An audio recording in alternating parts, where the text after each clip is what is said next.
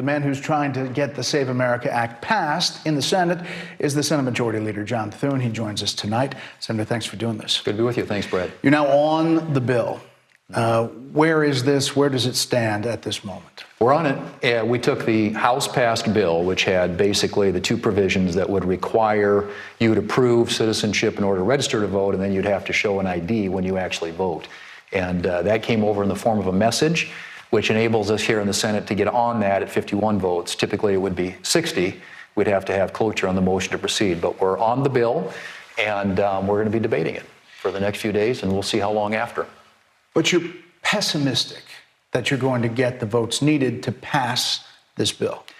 Well, I'm pessimistic because I'm always pessimistic that Democrats are actually going to come to their senses and do what common sense would dictate they do, and that is support this. I mean, these are things that are supported broadly across Americans of all political parties, including Democrats. But we would need, in order to pass it in the Senate, 60 votes. And that means that we're going to have a certain number, at least of Democrats. And maybe during the course of the debate, they'll be won over. I'm not saying that can't happen, but I'm saying I have to be prepared at some point, that this is going to come to a conclusion. But I think what we wanted to do is put them on the record, force them to defend a position which we think is indefensible, particularly where the American people are on this. So it'll be a freewheeling debate on the floor, and in the end, we'll see if the Democrats come around and deliver some votes. But you know the frustration here. You have head counters that look at the votes, and if you bring this to the floor and knowing it can't clear 60 votes, you're not willing to kind of vote procedurally to change the rules to pass it, then is this, legislating, or are you kind of just messaging for the election? Well, it's legislating. I mean, actually, if you look at the substance of the policy, this is about safe and secure and elections in this country and making sure that, we have an election process that is actually with the right people, not just the illegals who are in this country have an opportunity to vote. We want to make sure that if you're in this country, you have to be a citizen of this country actually to exercise and cast your vote. So I think that's a fairly simple position, and one that Democrats ought to eventually get on board with. But if they don't, it's obviously an issue that we will be able to use, I think, in the fall elections. But so it has politics around it, but this is a goal is to achieve a policy outcome, and that is to try and get a requirement in law that in federal elections that you would have to be a citizen in order to register to vote, and you'd have to show an ID in order to vote in our elections. And there's no way to split it up, to do pieces of that. Is there any way any piece of this could get passed to 60 votes? Well, we'll see. I mean, we're looking at how to do that. There are other pieces of the Save America Act in addition to those two. Those are the two that passed the House. The president has also introduced the idea of mail-in voting, and so we've got some reforms and modifications to that. There's also the issue of whether or not biological males ought to be able to compete in girls' sports. There is the transgender surgery issue. Those are all issues on which I think most Americans, at least if they're Americans who are applying common sense, vote for and support in very big numbers. The only folks who don't support it, appears at least at the moment, are Democrats in the Senate. But we'll see if that changes over the course of time. What I've said all along, Bret, is that what we will do is we will guarantee a debate on this issue. Obviously, it's a big priority for the president. There are a lot of people across the country who want to see this voted on, and we will guarantee a vote at the end of that, and we'll see where people stand. I don't want to dwell on this too much, but some of your colleagues say the talking filibuster is the way to go. Here's the Utah Republican Senator Mike Lee. This is something that 85% of the American people want. So if a small handful of Democratic lawmakers want to interfere with the will of the American people, let them earn it. Make them speak, make them stand on the Senate floor and explain why in front of all the American people. They won't last very long. This is something that we can do without changing a single rule or a single precedent. And it's something that we must do in this instance. So why in specific detail are you convinced that a talking filibuster doesn't work? Well, first off and foremost, because we don't have the votes for it. And that's it's a simple function of the math in the Senate. It would take even a talking filibuster, it would take 51 votes. We don't have 51 votes for that in the United States Senate. But why is that? Why are Republican colleagues not going to force the issue? The president's obviously putting his foot here, saying this is the most important thing that needs to come out of this Congress. Right, and I know people don't like to hear this, but the talking filibuster, you know, it takes you back kind of basically to the 1800s. You go back to the 19th century and the way things were done in the Senate. And we can't find an example in modern Senate history where a piece of legislation passed via the talking filibuster. But in the meantime, what it does do is... But he would say if they got tired and exhausted, it would be 51 votes. It would be at 51 votes, but between now and then, and you're talking about unlimited debate, and any time an amendment, for example, is offered and fails, if it gets tabled, you start all over, you reset the clock. And it really favors the minority. When Harry Reid was the majority leader, Democrat leader in the Senate, same thing with Chuck Schumer, they both looked at doing this and opted against it. What it would force us to do in the Senate is vote on all kinds of Democrat amendments, whether it's Epstein or blocking President Trump's tariffs, or, you know, Obamacare subsidies. You can go right down the list. War powers, abortion. There are a whole bunch of votes that would be that we would be forced to take. Not only really hard political votes for a lot of our colleagues, but also votes that in the end, some of which would pass and go on the bill.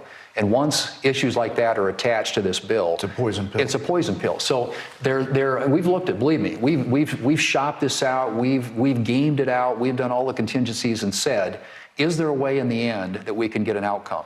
Because to me, that's what it's about. If you can achieve a policy outcome, yeah, then the process we're willing to look at. But in the end, this is about really having a debate about the substance. And the substance of this bill is whether or not people who are in this country illegally, non-citizens, ought to be able to vote in American elections. The other side of this argument says if Democrats take control, they are taking out the filibuster. Right. There's just a sense that they sing from the same sheet of music. They vote a lot together, much more than Republicans do. Why, on this issue, even narrowly, can't you do that?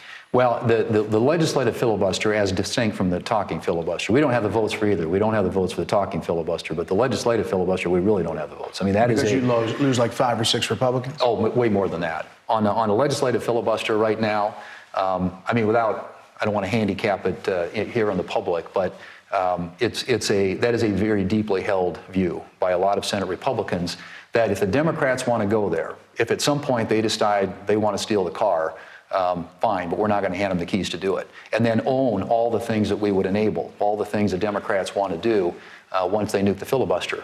But again, that's a hypothetical. We don't know that it'll happen. If they get the majorities in the House and the Senate and the White House at some point in the future, maybe they go down that path. We don't know for sure. But I know that right now there are a majority of Republican senators who don't want to go down that path. So tell me if this scenario is wrong. You let the Senate debate this bill for a few days. You file cloture, which essentially kills it because you don't have the 60 votes. You then clear the floor for the confirmation of Mark Wayne Mullen as Homeland Security Secretary. And then is that the goal? Well, we'll get to Mark Wayne, and that'll, you know, he'll have his hearing tomorrow. Hopefully he gets reported out of the committee on Thursday. We will try and pivot to him on the floor on Monday next week. But we won't be done with this bill probably at that point. I mean, this rules very well could roll through the weekend, could roll into next week. We'll have debates on it. At some point, we will come to a conclusion, and then we'll find out where everybody is. But they will be at 60-vote thresholds, absent some, you know, effort by Republican senators to nuke the filibuster, which, like I said, just based on the math, is not going to happen. So we're talking about 60-vote thresholds. The question is, are there Democrats in the course of this debate who could be persuaded, along with their constituents, who I said overwhelmingly agree with this position, to come out and support actually requiring people to be citizens to vote in our elections? I mean, some of them said the mail-in thing is a non-starter for them. There's some Republicans who are saying that.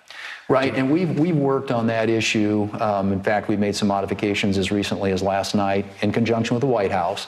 That's an issue that's really important to the president. And there are parts of mail-in balloting that are just rife with fraud. Ballot harvesting, drop boxes, unsolicited mailing. I mean, if there's a big difference between if I write a letter and say I'm a registered vote here, and I prove that with an ID and request a ballot, as opposed to them just being shipped out there to everybody and nobody knows who at these residences is picking up and voting. I think that there are real issues when it comes to mail-in balloting, And the president's insistent that we address it. And I think the legislation that we have in front of us now, working with our states, many of whom rely heavily on mail-in balloting, including South Dakota, that we do it in a way that gets after the fraud, gets after the abuse of some of these policies, but also protects the validity of a state to enable people to vote who need to vote and who are legitimate voters. Senator, stand by if you would. More with Senator Thune from Capitol Hill after this. Continue our conversation now with Senate Majority Leader John Thune.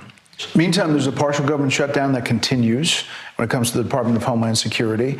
The TSA lines getting longer in places like Atlanta, and we're seeing a lot of potential problems as more TSA agents don't show up because they haven't gotten a check. Is there a solution here?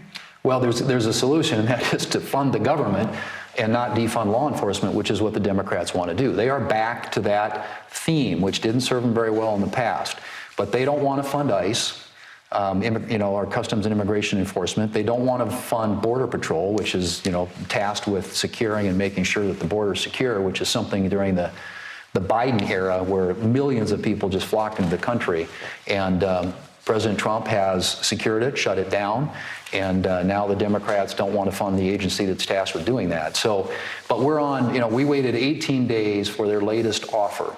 The White House put forward a good faith offer to fund DHS. Democrats waited until late last night, 18 days, to counter that. So we now have a counter from them. The White House has put out the things that they've been willing to do to address some of the concerns that Democrats have had with respect to reforms. And we just got a letter from Tom Homan and from James Bret at the White House that lays some of those out. Is there hope that gets some movement? Well, it should. I mean, I can't believe, again, the Democrats are defending a position that not only were there reforms in the initial bill, which they helped negotiate and then walked away from, but since then, the White House has negotiated a number of subsequent reforms, including body-worn cameras, more money for those, audits for those, limitations on where ICE agents can go, like places like hospitals, schools, those sorts of things.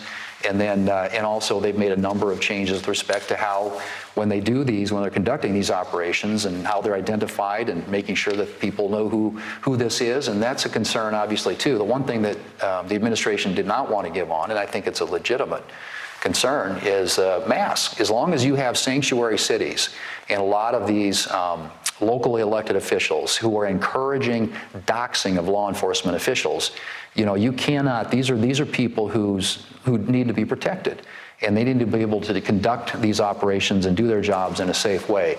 And clearly, some of the things the Democrats are asking for are non-starters. But I think the White House has come a long ways to address the concerns Democrats have had, and suggested a number of reforms, which, frankly, the Democrats in the Senate ought to take. I don't understand it, but in the meantime, you're going to hold the line, is essentially what you're saying. I mean, they are holding all these agencies of government hostage, including TSA, including the cyber, office, which runs all of our cyber operations. And here we are, living in a dangerous world where we're worrying about Iranian cyber operations. It's FEMA, Federal Emergency Management Agency, Coast Guard. There are a whole range of DHS functions that are funded by that appropriations bill that the Democrats are choosing not to open. Now, what they'll tell you is, we're willing to fund them all except ICE and CBP.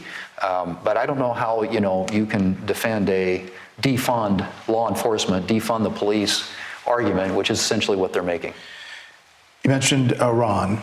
There is real concern inside the Republican Party that if the Iran conflict continues for much longer and gas prices remain high, that it is going to affect you and the Republican Party in the midterms. Do you see that? How much do you see it? And where is that politically right now? Well, I think that, there are always politics around these things, but I think the president was absolutely right to recognize the threat that Iran's nuclear program posed not only to the region but to the United States and our national security interests. and then also to recognize the huge advantage they have in conventional munitions, ballistic missiles, that could threaten the region. And I think that, the president's taking the right steps. This is long overdue, and if you look at the mission objectives that are being achieved here, you're taking out not only their missiles, their launchers, but also their production facilities. You've also already taken out their leadership, and the Strait of Hormuz is the challenge right now. But I think give our military leadership, war planners, and this administration an opportunity to make sure that that strait is open and that the shipping lanes are open to get the oil out of there. But I think what you're seeing right now, I think, though, I guess what I'm saying, Bret, I think this gas prices, it's a temporary issue, but I think this president is clear-eyed and singularly focused on success and achieving our objectives. And once those have been achieved, I think we'll be out. I mean, the base is expressing itself. You had the National Counterterrorism Director, Joe Kent, resign, saying he didn't believe Iran was an imminent threat.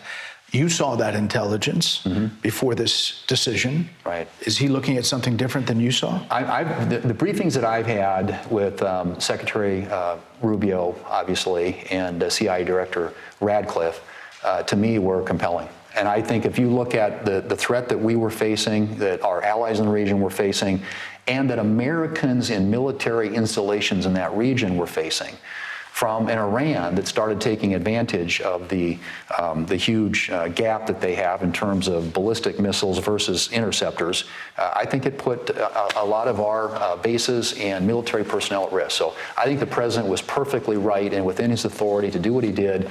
Hopefully they will achieve the success, the objectives that were laid out, and once that happens, we'll wind her down. Last thing, competitive races, Senate races, 2026. You have a number of them.